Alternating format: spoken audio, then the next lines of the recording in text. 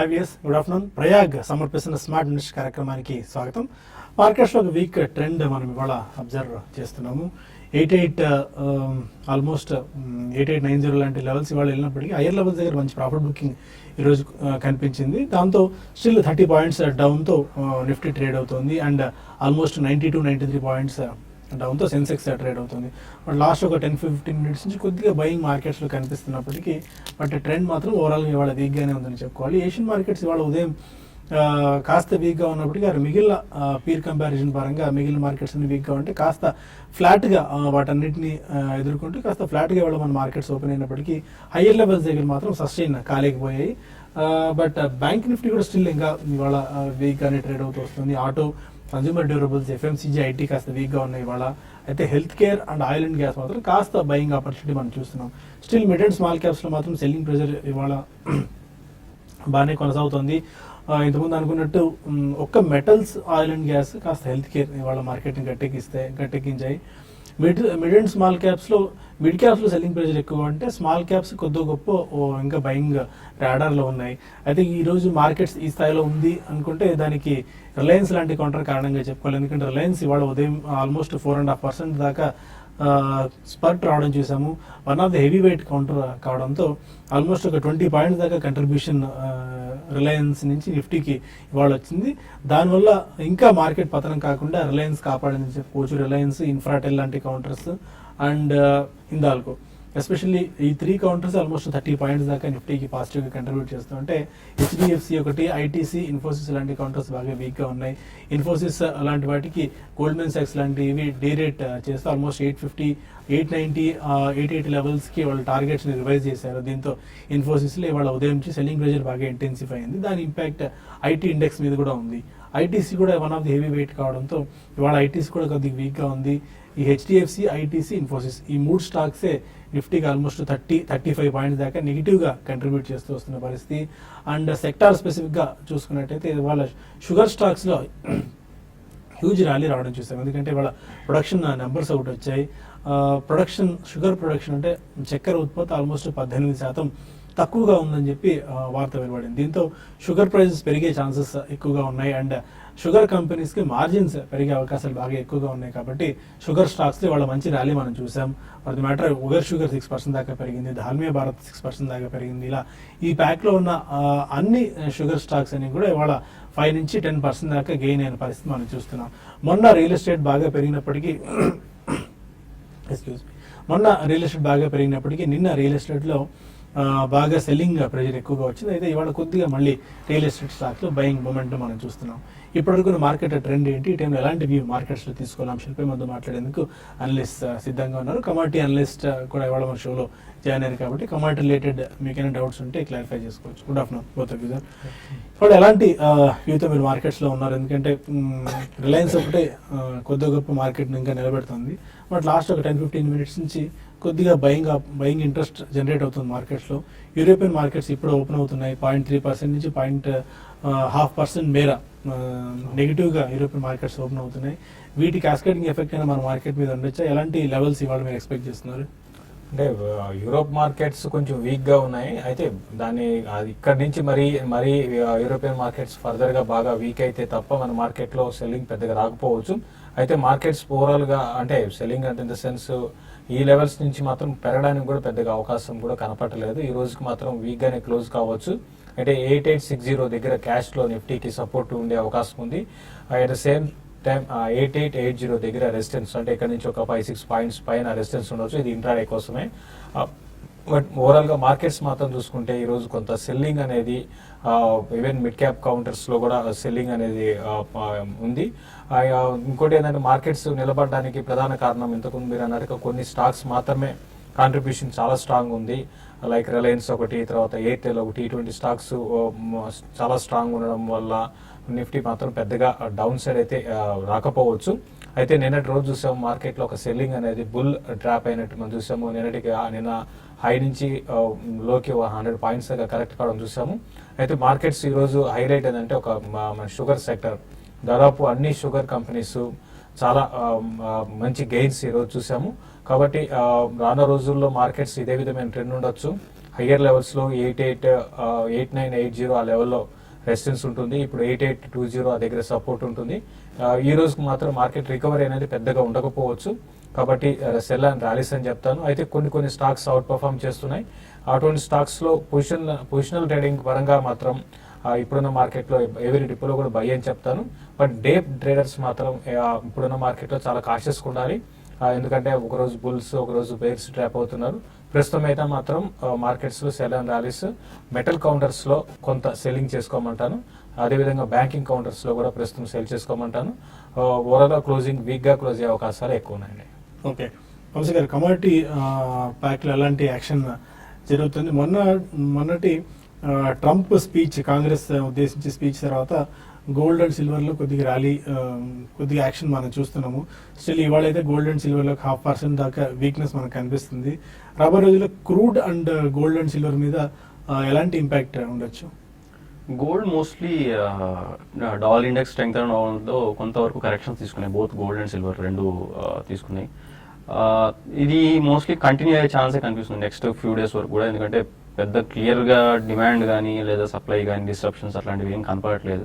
So ఫండమెంటల్గా చూసుకున్నా, టెక్నికల్గా చూసుకున్నా పెద్ద వైడ్ రేంజ్ మూవ్స్ ఏమి ఉండకపోవచ్చు. గోల్డ్ సిల్వర్లో బ్రాడ్ రేంజ్లోనే, అంటే ఒక $100 రేంజ్లోనే రెండు మూవ్ అవ్వచ్చు.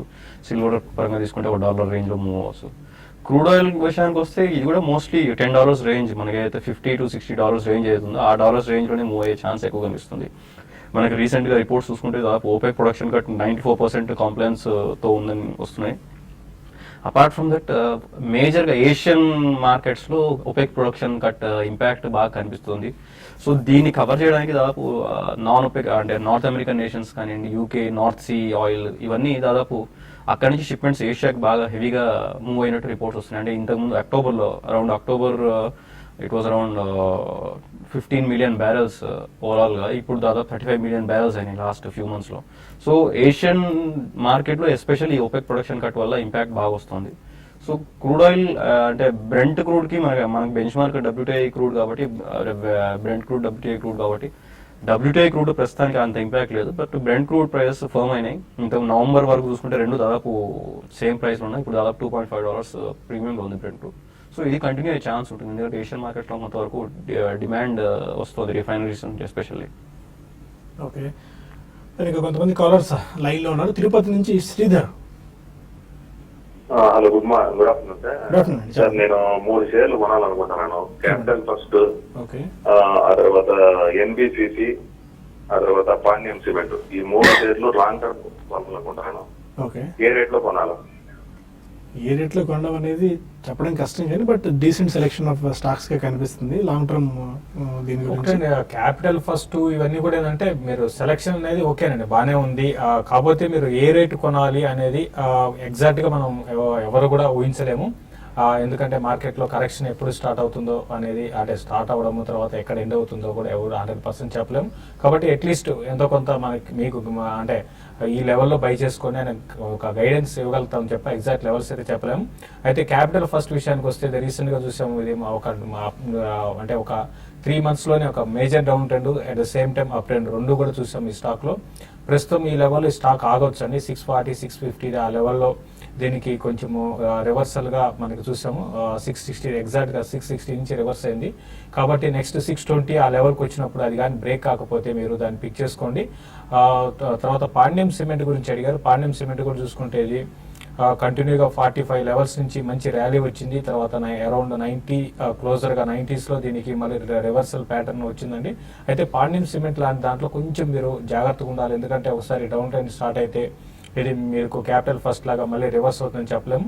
అయితే ఫండమెంటల్స్ పరంగా బాగా ఇంప్రూవ్మెంట్ అనేది ఉంది కాబట్టి పాండ్యం సిమెంట్ని మీరు కరెక్షన్స్లో కొనుక్కోండి. 72 ఆ లెవెల్ బ్రేక్ అయితే బిలో 70 రావచ్చు, అది మేజర్ కరెక్షన్ వస్తే మార్కెట్లో, అప్పుడు మీరు పాండ్యం సిమెంట్ని పిక్ చేసుకోండి. బాబు ఉన్నారు, అడగండి బాబు. నమస్తే అండి. నమస్కారం అండి, చెప్పండి. శేషి గారు చెప్పండి సార్. చెప్పండి. ఈ రేట్ లో ఇండియా సిమెంట్, అశోక లైలాండ్, నందన్ డెనిమ్ ఒక సంవత్సరం పాటు లాంగ్ వీడియో కొనుక్కోవచ్చండి. Okay, decent set of stock selection వీళ్ళకి కూడా కనిపిస్తుంది. India cements, Ashok Leyland and Nandan Denim. చూడండి, ఫస్ట్ ఏంటంటే రీసెంట్గా చూసుకుంటే ఇంతకుముందుకి ఇప్పటికీ స్టాక్ సెలెక్షన్ అనేది మనకి కలర్స్ని బట్టి చూస్తుంటే మంచి సెలెక్షన్ బాగుందండి. కాబట్టి డెఫినెట్గా మీరు అశోక్ లైలాండ్ మీరు ఎవరీ డిప్లోని కూడా బై చేసుకోవచ్చు. నందన్ డెనిమ్ మాత్రం కొంచెం ఇమీడియట్గా పెద్దగా అప్పు ఉండకపోవచ్చు అండి, బట్ 1 year 1.5 year అంటున్నారు కాబట్టి మీరు బై చేయమంటారు. ఎందుకంటే ఇది కొంచెం రిజల్ట్ పరంగా డిసప్పాయింట్మెంట్ చేయడం కారణంగా చెప్పొచ్చు. డిసెంబర్ క్వార్టర్ రిజల్ట్ బాగా డిసప్పాయింట్మెంట్ చేసింది. దానివల్ల ఏంటంటే స్టాక్లో కొంచెం కరెక్షన్ వచ్చింది. అయితే మేజర్ కరెక్షన్ అయితే ఉండకపోవచ్చు. కరెక్షన్స్లో మీరు అశోక్ లైలాండ్ ఆ తర్వాత నందన్ డైరీని కొనుక్కోమంటాను 1 year కోసం. ఇంకో స్టాక్ ఏదో ఇండియా సిమెంట్స్ డెఫినెట్గా అంటే వీటన్నిటికన్నా ఈ రెండింటికన్నా అది ఎక్కువ ఇన్ టర్మ్స్ ఆఫ్ పర్సంటేజ్ మీకు గెయిన్స్ రావడానికి 1 year లో మీకు ఎక్కువ అవకాశాలు ఉన్నాయి. చాలా ఏళ్ల తర్వాత బ్రేక్అవుట్ వచ్చింది కాబట్టి ఇది ఈవెన్ కరెంట్ లెవెల్స్ నుంచి మీరు పిక్ చేసుకోండి. స్లోగా కరెక్షన్స్లో 260 280 దాకా నెక్స్ట్ 1 year లో పెరగవచ్చు. స్ట్రాంగ్ బై అని చెప్తాను. ఇక మరిన్ని కాల్స్ అండ్ ఈమెయిల్స్ తీసుకునే ముందు ప్రయాగ్ సమర్పిస్తున్న స్మార్ట్ ఇన్వెస్ట్లో చిన్న బ్రేక్ తీసుకుందాం.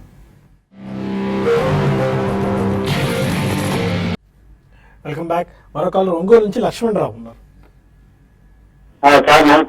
నమస్కారం అండి, చెప్పండి. హలో, అదే లక్ష్మణ్ రావు వినిపిస్తుంది. ఎల్ఎన్టీ ఫైనాన్స్, హెచ్బిఎల్ పవర్ రెండు స్టాక్స్ అయితే వినిపిస్తున్నాయి. తీసుకున్నారంటే తీసుకుందాం అనుకుంటున్నారా? ఓకే, ఆడియో ప్రాబ్లం ఉన్నట్టుందండి, కొద్దిగా మీ వాయిస్ ఆడిబుల్ గా లేదు. త్వరలో ఇవి అర్థమైంది. ఎల్ఎన్టీ ఫైనాన్స్ ఒకటి, హెచ్సిఎల్ ఇన్ఫో సిస్టమ్ అనుకుంటానండి. ఓకే ఒకటండి, మా హెచ్సిఎల్ ఇన్ఫో సిస్టమ్ అయితే మీరు వద్దని చెప్తానండి. ఇది ఇంతకు ముందు కూడా చెప్పడం జరిగింది. ఇది ఫండమెంటల్స్ పరంగా పెద్ద గొప్ప స్టాక్ అయితే కాదు, లాస్ లో ఉందండి. కాబట్టి మీరు ఆల్రెడీ బై చేసి ఉంటే మాత్రం దీంట్లో నుంచి మీరు బయటపడడానికి మీరు ప్రయత్నం చేయండి. ఇప్పట్లో ఇది 60-62 లెవెల్స్ దాటకపోవచ్చు. రిజల్ట్ పరంగా ఏమాత్రం ఇంప్రూవ్మెంట్ అనేది లేదు. కాబట్టి దీంట్లో మీరు ఇన్వెస్ట్ చేయడం అంత మంచిది కాదండి. దేనికన్నా వేరే మంచి ఫండమెంటల్ గా బాగున్న కౌంటర్ని మీరు సెలెక్ట్ చేసుకోండి. తర్వాత ఎల్ఎన్టీ ఫైనాన్స్ గురించి అడిగారు. ఎల్ఎన్టీ ఫైనాన్స్ హోల్డ్ చేయండి అండి. ఆల్రెడీ మీరు లోయర్ లెవెల్స్ లో బై చేయాలా లేకపోతే మాకు కరెక్ట్గా అర్థం కాలేదు. ఆల్రెడీ బై చేస్తుంటే హోల్డ్ చేయండి. ఫ్రెష్ బయింగ్ కూడా మీరు ఎవరీ డిప్లో బై చేయొచ్చు. ఏంటంటే స్లో అండ్ స్టడీగా ఉంటుందండి. చాలా ఫాస్ట్ మూవ్ అయితే ఇందులో ఎక్స్పెక్ట్ చేయలేం. మీకు ఒక 1 year 1.5 year కోసం అయితే మంచి రిటర్న్స్ కోసం అంటే అట్లీస్ట్ 15.20-25% పైన రిటర్న్స్ కోసం మీరు ఎల్ఎన్టీ ఫైనాన్స్ లో హోల్డ్ చేయొచ్చు అండి. బెంగళూరు నుంచి కార్తిక్ మరొకాల. సార్ నమస్తే అండి. నమస్కారం అండి, చెప్పండి. సార్ ఇది ఈ రోజు కెనరా బ్యాంక్ ఇంట్రాడే కోసం 290లో 1000 shares బై చేశానండి. ఓకే, వాటిని హోల్డ్ చేయమంటారా? కొంచెం లాస్ లో ఉంది, దాన్ని హోల్డ్ చేయమంటారా లేదంటే ఈ రోజు లాస్ అయినా బుక్ చేసుకొని సెల్ చేయమంటారండి? టైం ఫ్రేమ్ ఇంట్రాడే గురించి తీసుకున్నారు 290లో. ఒకటండి, ఫస్ట్ థింగ్ ఏంటంటే మీరు ఒక ట్రేడింగ్ ని డెలివరీని రెండు కూడా కలపకూడదండి. మీరు ఇంట్రాడే అంటే ఇంట్రాడేలో క్లోజ్ చేయాలి. మళ్ళీ మీరు దీన్ని మీరు లాస్ లో ఉంది క్యారీ చేస్తే అంటే ఇక్కడ నుంచి పెరగచ్చు, కానీ టైం అనేది మనం చెప్పలేము. 290 రావచ్చు, ఇంకా 300 వైపు వెళ్ళొచ్చు. కానీ ఎగ్జాక్ట్ గా మనకి ఈ 1 week లో పెరుగుతుందా లేకపోతే 1 month పడుతుందా అని చెప్పలేము. ఇప్పుడైతే ప్రస్తుతం బ్యాంక్స్ మాత్రం ఈ సిరీస్ లో వీక్ ఉండే అవకాశం ఉంది. పెద్దగా పెరగకపోవచ్చు అండి. మీరు ఒక 1 month 1.5 month హోల్డ్ చేస్తారంటే హోల్డ్ చేయమంటారు, ఎందుకంటే డెలివరీ బేస్డ్ బయింగ్ తీసుకున్నారు కాబట్టి. ఇంకోటి, లెవరేజ్ కూడా ఎక్కువ తీసుకోవాలి. మీ దగ్గర ఎంత అమౌంట్ ఉందో డెలివరీకి అంతే అమౌంట్ తీసుకోండి, కానీ ఎక్కువ ఎక్స్పోజర్ తీసుకొని డెలివరీ బేస్డ్ షార్ట్ టర్మ్ కోసం చేయకండి. రివర్స్ అయినప్పుడు అంటే కెనరా బ్యాంక్ లో ఉన్నారు కాబట్టి ఓకే, ఇంకా మిడ్ క్యాప్ లో అదర్ వాటిలో ఉంటే మాత్రం ఎక్కువ లాస్ ఉండాల్సి ఉంటుంది. ప్రస్తుతం ఇది 280-282 దగ్గర సపోర్ట్ ఉందండి. ఏదైనా కూడా మీరు హోల్డ్ చేయగలిగితే మీ రేటు రావచ్చు, కొంచెం టైం పడుతుంది. ఇమీడియట్ గా అయితే మాత్రం 292 ఆ దగ్గర రెసిస్టెన్స్ ఉందండి. వెంకట్రావు మరో కాలర్ ఉన్నారు. నమస్తే సార్ శేష్ గారు. నమస్తే అండి. Sir present Asian oil, HBL power ఈ రేట్ లో కొనొచ్చా లేదా వేరే బెస్ట్ బై ఒకటి చెప్పండి sir. HBL power second stock ఏదండి? Asian oil. Asian oil, okay. చూడండి, హెచ్బిఎల్ పవర్ అయితే వద్దని చెప్తానండి. ఎందుకంటే మీకు ఇది అంటే పెరగొచ్చేమో, బట్ పర్సనల్గా ఏంటంటే ఇందులో ఎక్కువ స్పెక్యులేషన్ అనేది బాగుంటుందండి. దాని దృష్టిలో పెట్టుకొని హెచ్బిఎల్ పవర్ని అవాయిడ్ చేయమంటాను. ఇది మనకి బుల్ మార్కెట్లో ఒక్కొక్క టైంలో మనం చూసాము, ఈవెన్ 25 రూపీస్ నుంచి 50-55 దాకా బ్రేక్అవుట్ వచ్చినట్టు ఉంటుంది. తర్వాత ఇమీడియట్గా ఈ స్టాక్లో డౌన్ ట్రెండ్ అనేది స్టార్ట్ అవుతుంది. కాబట్టి దాని దృష్టిలో పెట్టుకొని మీరు వద్దని చెప్తాను. దీనికన్నా క్వాలిటీ స్టాక్స్ చాలా ఉన్నాయి, వాటిలో ఇన్వెస్ట్ చేసుకోమంటాను. తర్వాత ఏషియన్ ఆయిల్ గురించి అడిగారు. ఇది కంటిన్యూగా అప్ ట్రెండ్ అనేది ఉందండి. ఇప్పుడు ఆల్మోస్ట్ 52 వీక్ హైలో ఉంది. దీని ఫండమెంటల్ పరంగా చూస్తే ఎంత ఫండమెంటల్స్ దీనికి ఉన్నాయని అయితే నేను అనుకోనండి. కాబట్టి దీనికన్నా మీరు వేరే స్టాక్ని సెలెక్ట్ చేసుకోండి. 2 స్టాక్స్ కూడా అంత గొప్ప స్టాక్సే కావు. ఏషియన్ ఆయిల్ పెరగొచ్చేమో, కానీ రిస్క్ అనేది చాలా ఎక్కువ ఉంటుంది. తర్వాత మీరు ఏదైనా ఇన్వెస్ట్మెంట్కి 1.5 year కోసం అయితే నోసిల్ ఒకటి మీరు ఎవరి డిప్లో బై చేసుకోవచ్చు, ట్రైడెంట్ని బై చేసుకోవచ్చు. తర్వాత గోద్రేజ్ ప్రాపర్టీస్ అని ఉంది, ఫండమెంటల్ చాలా స్ట్రాంగ్ ఉంది, దాన్ని కూడా మీరు 1.5 year కోసం కన్సిడర్ చేయొచ్చండి. కోటిరెడ్డి మన caller. Good afternoon sir. Good afternoon అండి, చెప్పండి. సార్ ఇప్పుడు రిలయన్స్ ఇండస్ట్రీస్ ఇప్పుడు బై చేసుకోవచ్చు సార్ ఒకటి. ఓకే. తర్వాత KN India sir. Reliance Industries ఎంతకాలం హోల్డ్ చేద్దాం అనుకుంటానండి ఇప్పుడు తీసుకుంటే? ఒక 1 year వరకు హోల్డ్ చేస్తాం. Okay. 2 Reliance and Cairn 2 almost 50 week హైలో ఉన్నాయి. చాలా స్ట్రాంగ్ వికెట్ మీదకి రిలయన్స్ అనూహ్యంగా అనుకోకుండా వచ్చింది, 1300 మార్క్ వైపు వెళ్తుంది. అన్ని హోల్డ్ చేసుకుంటే ఇంకా ఏ మేరకు రిటర్న్స్ వచ్చే అవకాశం కనిపిస్తుంది? ఎందుకంటే గోల్డ్మ్యాన్ సాక్స్ లాంటి కంపెనీస్ 1500+ టార్గెట్ రిలయన్స్కి ఇస్తున్నాయి. ఓకే అండి, అంటే ఇప్పుడు వచ్చిన బ్రేక్అవుట్ బట్టి చూస్తే ఓకేనండి, పెరగచ్చు. తర్వాత ఈ మధ్య కాలంలో ఇన్స్టిట్యూషన్స్ కూడా బాగా దీన్ని వాళ్ళ పోర్ట్ఫోలియోలో యాడ్ చేసుకుంటున్నారు. అది ఒక పాజిటివ్ అంశం చెప్పొచ్చు. ఎందుకంటే రీటైల్ పెద్ద బై చేసినా కూడా స్టాక్ లో పెద్ద మూవ్మెంట్ ఉండదు. ఈ రీసెంట్ బిగ్ మూవ్ కి ప్రధాన కారణము ఇన్స్టిట్యూషన్స్ బయింగ్. కాబట్టి మీరు రిలయన్స్ బై చేయొచ్చండి. అయితే పర్సనల్ గా అయితే మాత్రం రిలయన్స్ ఎందుకో అంటే ఇన్ని రోజులు మన ఎక్స్పీరియన్స్ లో మనం చూసింది ఏంటంటే పెద్దగా ఇన్వెస్ట్మెంట్ చేసిన వాళ్ళకి రిటర్న్ వస్తుంది అయితే మనకి హిస్టరీ అనేది లేదు. అయితే 8 years కన్సాలేషన్ లో ఉంది కాబట్టి ఓకే మీరు 1400-1500 వైపు వెళ్ళొచ్చండి. నేను నా పర్సనల్ గా అయితే 1440 1450 దాకా వెళ్ళొచ్చు ఈ ర్యాలీకి కొనసాగి. కాబట్టి మీరు బై చేసుకోమంటారు. కేఎన్ ఇండియా కూడా సేమ్, ఇది కూడా బాగా పెరిగిన స్టాక్ అండి, ఆల్మోస్ట్ 100% పెరిగింది స్టాక్ లాస్ట్ ఒక 1.5 year లో. కాబట్టి వద్దని చెప్తానండి కేఎన్ ఇండియా కన్నా మీరు, ఎందుకంటే ఇది ఆయిల్ రిలేటెడ్ దాంట్లో అంటే ఉన్న వాటిలో ఓకేనండి, ఉన్న వాటిలో వేరే అదర్ దీనికన్నా మంచిగా ఉన్నాయి కాబట్టి వాటికి వెళ్ళండి. కేఎన్ అయితే వద్దని చెప్తానండి. ఓకే. వంశీ గారు, అన్ని జాబ్లెస్ క్లెయిమ్స్ డేటా రావడం చూసాం. ఆల్మోస్ట్ 44 సంవత్సరాల కనిష్ట స్థాయి జాబ్లెస్ క్లెయిమ్స్ డేటా వచ్చింది. అండ్ ఒక పాజిటివ్ అయ్యి డాలర్ ఏమైనా స్ట్రెంత్ దాని క్యాస్కేడింగ్ ఎఫెక్ట్ గోల్డ్ మీద ఉండొచ్చా? నెంబర్ 1. నెంబర్ 2, మిగిలిన బేస్ మెటల్ ప్యాక్ ఎలా ఉంది? బేస్ మెటల్స్ కొంతవరకు కరెక్షన్ తీసుకుంటున్నాయి. First of all jobless claims data వరకు వస్తే మనం 2 విధాలుగా చూడొచ్చు. ఒకటి ఫస్ట్ థింగ్ ఈ జాబ్లెస్ క్లెయిమ్స్ అనేది ఫస్ట్ పాజిటివ్. ఇంకోటి రీసెంట్ కాంగ్రెస్ స్పీచ్ లో ట్రంప్ కొంతవరకు సాఫ్ట్ అండ్ స్టాన్స్, కొంత మోడరేషన్ అనేది కనిపించింది. సో ఆ 2 బెనిఫిషియల్ గా ఉండే అవకాశాలు ఎక్కువ ఉంటాయి. అల్టిమేట్లీ ఇది అందరికీ తెలిసింది ఏంటంటే US policies, foreign policies, especially trade policies, most of the corporations impact చాలా ఎక్కువ ఉంటుంది. సో ట్రంప్ క్యాబినెట్ చూసుకుంటే గోల్డ్మ్యాన్ సాక్స్, ఇన్వెస్ట్మెంట్ బ్యాంకర్ చాలా మంది ఉన్నారు. సో అంత ఈజీగా అగైన్స్ నార్మల్ ట్రేడ్ పాలసీస్ తీసుకోకుండా వాళ్ళు అంత ఈజీగా వదలరు. కాబట్టి ఆ మోడరేషన్ అనేది కనిపిస్తుంది. గోయింగ్ ఫార్వర్డ్ ఇంకా కనిపించే ఛాన్స్ ఉంటుంది. సో ఇవన్నీ పాజిటివ్. యుఎస్ డాలర్ పరంగా కొంత పాజిటివ్. ఇంకా ఇంపార్టెంట్ అంటే ఈరోజు నాన్ ఫార్మ్ పేరోల్స్ డేటా అవుతుందో అది చాలా important. Jobless claims every week వస్తాయి, నాన్ ఫార్మ్ పేరోల్స్ మంత్లీ ఒకసారి వస్తుంది. సో ఇది మోర్ ఇంపార్టెంట్. ఇది కూడా స్ట్రాంగ్ వస్తే మనం నెక్స్ట్ ఫెడ్ అయితే ఇంట్రెస్ట్ రేట్ హైక్స్ ఉందో, ఎకనామీ గ్రోత్ ప్రాస్పెక్ట్స్ ఉన్నాయి, అవన్నీ యాజ్ యూజువల్ ఉండే ఛాన్స్ ఎక్కువ కనిపిస్తుంది. డాలర్ ఇండెక్స్ ఫర్దర్ గెయిన్ అయ్యే ఛాన్స్ కనిపిస్తుంది. బేస్ మెటల్స్ పరంగా వస్తే ఫండమెంటల్గా బుల్లిష్గా ఉన్నాయి దాదాపు అన్ని. ఎస్పెషల్లీ ప్రొడక్షన్ సైడ్ చూసుకుంటే ఫిలిప్పీన్స్, ఇండోనేషియాలో సప్లై డిస్రప్షన్స్ నడుస్తున్నాయి. ప్లస్ చిలీలో copper mine world's biggest copper mine అవుతుందో అది లాస్ట్ 3 weeks నుంచి స్ట్రైక్ మీద నడుస్తుంది. అంటే వరల్డ్లో దాదాపు 5% ఆఫ్ ప్రొడక్షన్ అక్కడి నుంచి వస్తుంది. సో లాస్ట్ 3 weeks నుంచి అది షట్ డౌన్ అయ్యింది.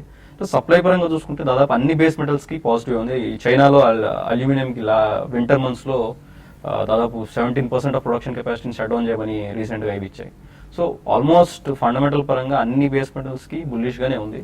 టెక్నికల్గా జస్ట్ కొంత రీసెంట్ కరెక్షన్ తీసుకుంటున్నాయి. అది మోస్ట్లీ ఇంకొంత వరకు ఎక్స్టెండ్ అవ్వచ్చు కరెక్షన్. బట్ లాంగ్ టర్మ్ పరంగా చూసుకుంటే ఓవరాల్గా బుల్లిష్ ఉన్నాయని చెప్పచ్చు బేస్ మెటల్స్. Okay fine. కొన్ని ఈమెయిల్స్ కూడా తీసుకుందాం. గుంటూరు నుంచి ఫణీంద్ర అడుగుతున్నారు, 4 స్టాక్స్ అని హోల్డ్ చేస్తున్నారు 3 yearsగా. Biocon 1072, GSC housings 314 and Balakrishna industries at 1164. ఎలాంటి గైడెన్స్ ఇస్తారు? అన్ని మంచి స్టాక్స్ అండి. అన్ని కూడా ఏంటంటే రీసెంట్ గా మంచి అంటే మరి ముఖ్యంగా బాలకృష్ణ ఇండస్ట్రీస్ గా చూసుకుంటే రీసెంట్ గా చూసుకుంటే ఇది ఓవరాల్ టైర్స్ కంపెనీస్ లో చాలా స్ట్రాంగ్ ఉన్న కంపెనీ అండి ఇది. గతంలో కూడా మనం చెప్పడం జరిగింది, స్ట్రాంగ్ బై అని చెప్పాము. బాలకృష్ణ ఇండస్ట్రీస్ని హోల్డ్ చేసుకోండి, జిఎస్సిని హోల్డ్ చేసుకోండి, బయోకాన్ కూడా హోల్డ్ చేసుకోండి. అన్ని కాకపోతే ఏంటంటే మీరు హైయర్ లెవెల్స్లో కొన్నారు, అంటే రీసెంట్గా కొన్నారు. కాబట్టి ఇప్పుడు ఇమీడియట్గా వీటిలో స్పాట్లు వచ్చి బాగా పెరిగిపోతాయి అయితే మనం అనుకోలేము. అయితే మంచి స్టాక్స్లో ఉన్నారు కాబట్టి మీరు కొంచెం ఓపికతో 1.5 ఇయర్ హోల్డ్ చేయమని చెప్తాను. ఓకే, కార్తీక్ అడుగుతున్నారు విజయవాడ నుంచి. సౌత్ ఇండియన్ బ్యాంక్ 24 రూపీస్లో తీసుకున్నారట. రైట్స్ ఇష్యూకి అప్లై చేసుకుని ఈ స్టాక్ నుంచి ఎగ్జిట్ అయిపోవడం మంచిదా? బెస్ట్ అండి. మీకు రైట్ ఇష్యూ ఏంటంటే మాకు ఆల్రెడీ ఎగ్జిస్టింగ్ ఇన్వెస్ట్మెంట్ చేసిన వాళ్ళకి తక్కువ రేట్లో మీకు దొరుకుతాయి కాబట్టి మీరు అప్లై చేసుకుంటే ఎంతో కొంత మీకు యావరేజ్ ప్రైస్ తగ్గుతుంది. తర్వాత వన్స్ మీకు వచ్చినాక అలాట్ అయినాక మీరు ర్యాలీస్లో సౌత్ ఇండియన్ బ్యాంక్ని, ఎందుకంటే ఇది చాలా ఏళ్ల పాటు 24-25 రూపాయలు దాటి పెరగటం లేదని మీకు టైం వేస్ట్. దీనికన్నా మంచి మూమెంటం స్టాక్స్ ఉన్నాయి, వాటికి వెళ్ళిపోవడం బెటర్ అండి. సురేష్ అడుగుతున్నారు ఆంధ్ర బ్యాంక్ 54 రూపీస్లో, జెండూ రియాలిటీ 1280లో తీసుకున్నారు. Short term target levels Andhra bank at 54, Zandu realty at 1280. కానీ ఆంధ్ర బ్యాంకు టార్గెట్స్ పెద్దగా ఏమి ఇది మనకి పెద్దగా పెరగకపోవచ్చు అండి. మా అయితే 60-64 ఆ లెవెల్స్ దాటితేనే మేజర్ అప్ ట్రెండ్ ఉంటుంది. కాబట్టి నెక్స్ట్ ఈ అప్ ట్రెండ్ కొనసాగిందంటే 62 దాకా రావచ్చు. కాబట్టి మీరు దీనికన్నా మీరు వేరే స్టాక్స్ని సెలెక్ట్ చేసుకోమని సజెస్ట్ చేస్తారంటే మూమెంటం అంటే షార్ట్ టర్మ్ కోసం మూమెంటం పెద్దగా ఉండకపోతే చాలా స్లో ఉంటుంది. రీసెంట్ ఈవెన్ పిఎస్సి బ్యాంక్స్లో ఒక 1 వీక్ బ్యాక్ ర్యాలీ వచ్చినా అందులో ఇది పెద్ద పార్టిసిపేషన్ లేదు. ఈవెన్ జెండూ కూడా పెద్దగా లేదండి, ఫండమెంటల్స్ పరంగా పెద్దగా ఇది లేదు. జెండూ రియాలిటీ ఇది కూడా వీక్గానే ఉందండి, ఇంకా ఇది వీక్ అయ్యే అవకాశం ఉంది. రెండు కూడా ర్యాలీస్లో ఎగ్జిట్ అయిపోయి వేరే స్టాక్స్ని సెలెక్ట్ చేసుకోమని చెప్తాను. రాజు సార్ టాటా స్టీల్ కరెంట్ లెవెల్లో బై చేసుకుంటే షార్ట్ టర్మ్ లెవెల్స్ అయినా సజెస్ట్ చేస్తారా? టాటా స్టీల్ టాటా స్టీల్ బాగా ఓవర్ బాట్ లో ఉన్నాయి. ఈవెన్ బేస్ మెటల్స్ లో కూడా ఇంటర్నేషనల్ మార్కెట్ లో కొంచెం ఒక డిప్ అనేది వచ్చిందండి. సో ఆ డిప్ అనేది కొంచెం కొనసాగొచ్చు, ఎందుకంటే ఈవెన్ బేస్ మెటల్స్ లో కూడా చూసుకుంటే లాస్ట్ ఒక 4 to 6 months లో ఎప్పుడూ లేని విధంగా మల్టీ హైస్కి రావడం చూసాము. కాబట్టి ఈ దీంట్లో ఒక డిప్ వస్తుంది. మీరు కొనాలి అనుకుంటే 480 దగ్గర సస్టైన్ కాగలిగితే అక్కడ పిక్ చేసుకోండి. 480, 482 అప్ సైడ్ చూసుకుంటే 516, 514 లెవెల్స్లో రెసిస్టెన్స్ అనేది ఉందండి. ఓకే, ఇంకా చాలా మెయిల్స్ మనకు పెండింగ్లో ఉన్నాయి, సమయం మించిపోతుంది కాబట్టి ఒక చిన్న బ్రేక్ తీసుకొని TV5 మనీలో కలుద్దాం యూట్యూబ్ వేదిక ద్వారా. అక్కడ కొద్దిసేపు మాత్రమే మనం కొన్ని కాల్స్ అండ్ ఈమెయిల్స్ తీసుకుందాం. Stay with us.